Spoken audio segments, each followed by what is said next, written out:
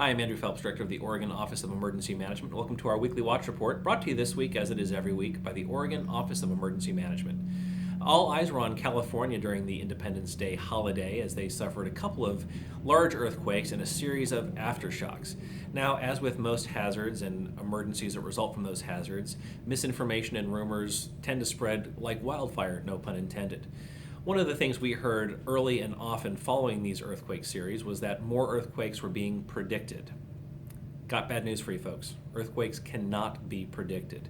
Now we can talk about earthquake probability based on history and based on what we know about the faults, but anyone telling you that they can predict an earthquake is wrong. There's just no science to back that up.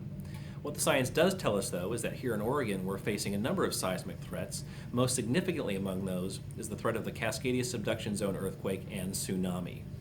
We typically have one of these earthquakes every 300 to 350 years, and we've far exceeded that length of time since the last earthquake along the subduction zone back in the year 1700.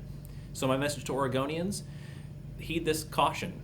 This is a great example of something happening in another state that can inform what we're going to do to prepare here in Oregon.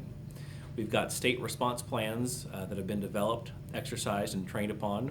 Now we need Oregonians to ensure you're doing everything you can to ensure that you're going to be a disaster survivor and not a disaster victim. Think about the supplies and resources you're going to need to be self-sufficient for at least 2 weeks, as it may take that long to get critical supplies into isolated parts of our state after a subduction zone earthquake. Look at your homeowners or renters insurance coverage. Make sure you're adequately covered for whatever hazard you face, whether it's wildfire, winter storms, flooding, or certainly earthquakes. Make sure you know how to get connected and get information during an emergency.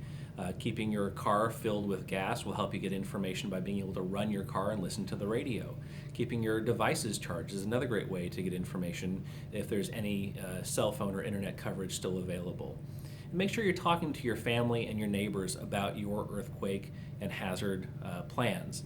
Things that you can do to protect yourselves and your families and your communities should you experience an earthquake, winter storm, or any other of the hazards that could lead to emergencies or disasters here in Oregon.